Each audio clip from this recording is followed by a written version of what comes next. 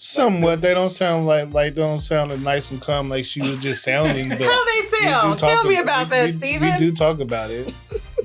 How do those conversations sound? How do they go? They're very persuasive. Tell me more. You see every house that she bought, we bought it.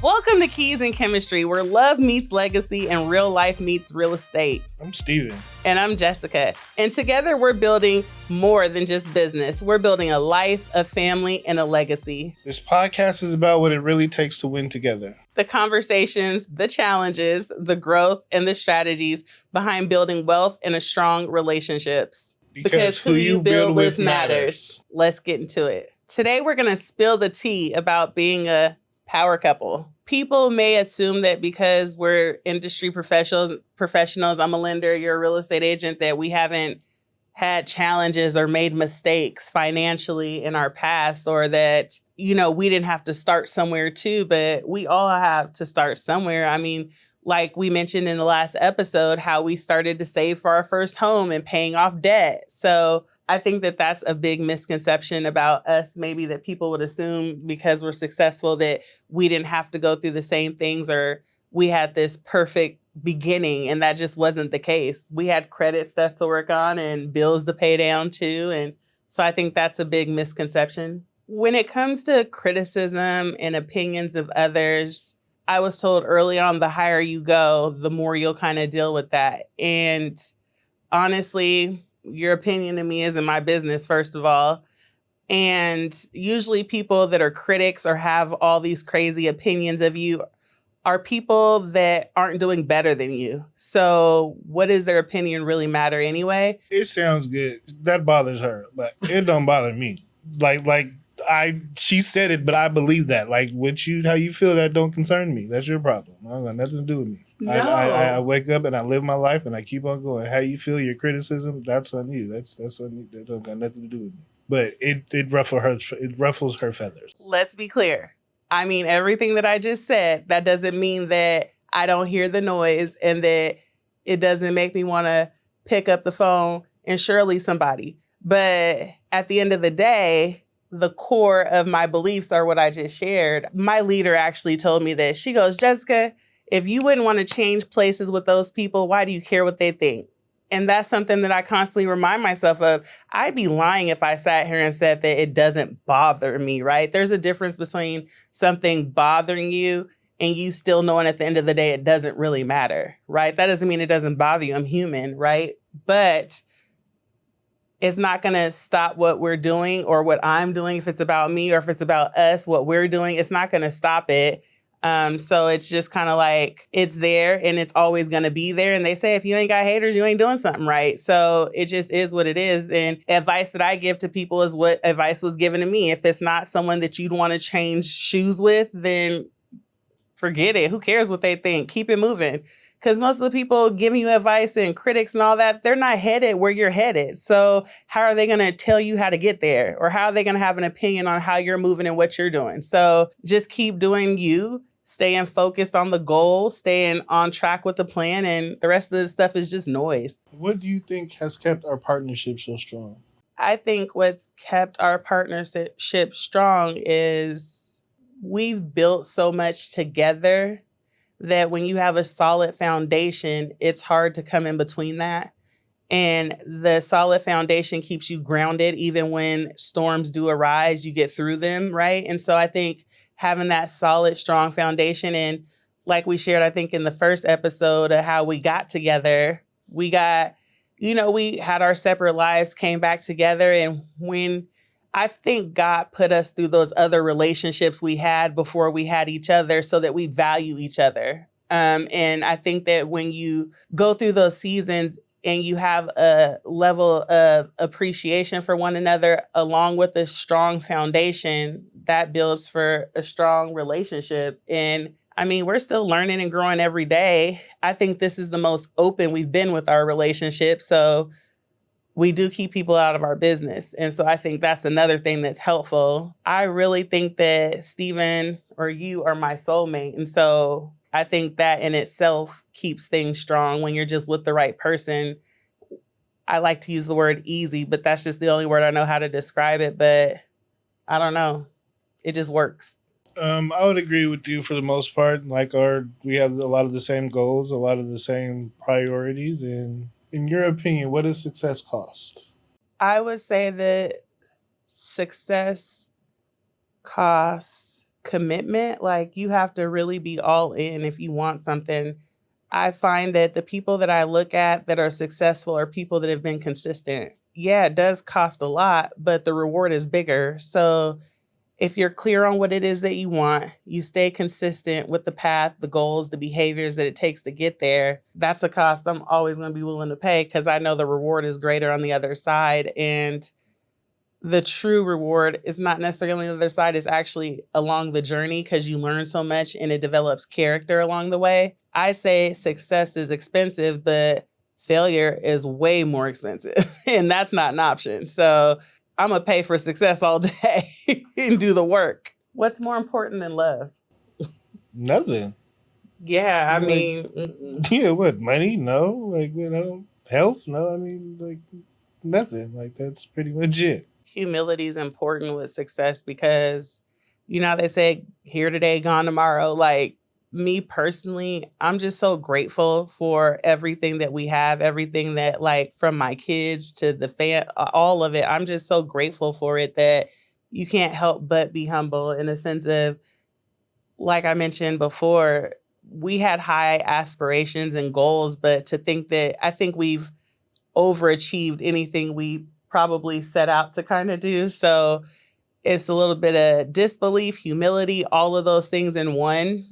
I don't even really have the words to explain it, I guess.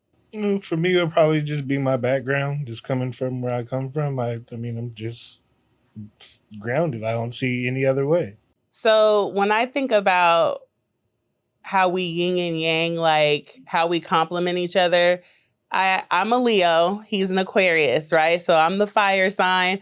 I can get worked up and he's so calm and mellow. He's easygoing and I'm with the roar, you know? And so I think that's where we balance each other out. Just even in real life, like on a serious note, like when I'm worked up about something, he's my person, right? I can go to him, talk to him, like how he talked about the critics and things, something to, something to catch my ear and I'll bring it to him. But like, why you even care about? And it's like, you're right, like, and I feel like he's so easygoing and I need that balance. And I think with his even kill energy too, sometimes he needs some fire and some energy to get lit up about something.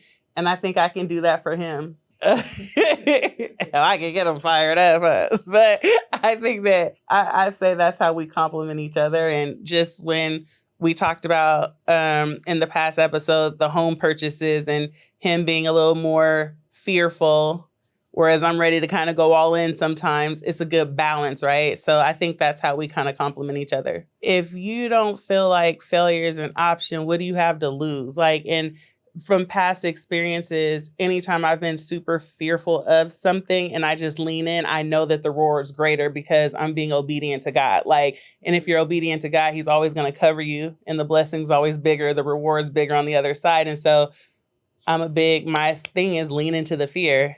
And every time I've done it, it's birthed something beautiful, bigger than I could ever have imagined. And so that's what makes me kind of, I wouldn't say necessarily fearless, but that's what makes it easier to just lean in and let's just go with it, right? Like, what's the worst that could happen, essentially? I'm just very... Yeah, you are. Yeah, and I'm not going to let up. And she doesn't take no for an answer. There you go. But like, I don't ask her what she wants for her birthday and things like that, because that's why we got the house in Moses Lake. That was her Mother's Day gift. Yeah, I don't want... What do you want for Mother's Day? Don't ask me what I want for my birthday. I want a house. You know the answer. She's not playing. So I don't even ask her. Like, I just go buy stuff for. Don't buy ask me the nothing kids, out hey, the what you store. want to get mommy for? What you want to get mommy? So if it comes from me, thank you. Yeah, if it's from the kids, it's thank you. Oh. But if I ask her, what would you like? I want a house. I get push gifts when we have babies. I get diamonds. I want a G-Wagon. Yeah. If I'm pushing out a baby, well, I don't push them out. I have C-sections. But if I'm having a baby getting gut open like a fish, I want a diamond. I'm just saying, that ain't easy. But I like things that have value, right? I don't want the little foo-foo stuff out the store. And it's not that I'm unappreciative, right? Not coming from that kind of a space, but coming from a space of, if we're going to spend money, I want it to make more money for us. Because I'm really big on, we've got 3 kids and I want to make sure those kids are good. I'm a finance person. I think that's where that comes from too, of, you know, if we're going to spend some money, I want it to be spent on something that's going to appreciate and make us more money and give us a return. I'm not impressed by the other little stuff. It's just not my vibe. That's just why I don't ask you. Yeah, I'll take some perfume or something though. Like, you know, that's cute. I'll take that. But other than that, like, let's get a down payment going or something. You want me to tell you what Steven wants for Father's Day? How you gonna do that? How you see what I'm talking about? How you gonna do that? I just told you what I want. Well, first of all, yeah, Steve, you still owe me a dance. Okay. So you know that thing that you see on TikTok where it's like, I told my husband if he was my backup dancer, he would get something. You know, remember that? I told her I'd do it. That's on her. So I told him, I was like, babe, we can get a new Escalade if you'll be my backup dancer. So he's like, okay, I'll dance. He is no dancer. Yeah. So he owes me a dance because he got an Escalade. That's like his dream car was an Escalade. And so he got his Escalade because he's been working really hard. And when you ready. Yeah. I told you I'd do it. But anyways, I think what he wants for Father's Day is his old school fixed up. I mean, I'll take it, but I told you what I want. It sounds good. He ain't been cooking no way. He cooked yesterday. He grilled a little bit, but I've been throwing down. I cooked for 3 years. So Don't when you do sporadically cook, woo. The proof is on the social. I be cooking. No. See, the proof is go to the social and you see every time she cook, that's when she posts. Cause I be busy. So that's how you know she cooked, because she'll post it. I be so cooking go and alone, see how many posts you have. Yeah. And look, when he cooks the spaghetti or something, I cook feast. No, you know, she'll go buy a whole bunch of stuff and say, "Here, I bought some stuff for you to what." We're a team. I get the groceries, you cook it, right? You bought me stuff that you what? She started this about a month and a half ago. I'm gonna make some lamb chops. Oh, don't. I still ain't got no lamb chops. Yes, he does. They're in the refrigerator. I don't even ask no more. They've been in the refrigerator the whole time. No, I just bought them yesterday at Costco. They've been in the refrigerator the whole time. She keeps rebuying them because they keep going throwing away hundreds of dollars lamb chops. You guys, it's bad. My intentions are good, but I be busy. And then by the time it's 8 and I didn't even ask for that. She volunteered. Hey, I'm going to make some lamb chops today, a month and a half ago.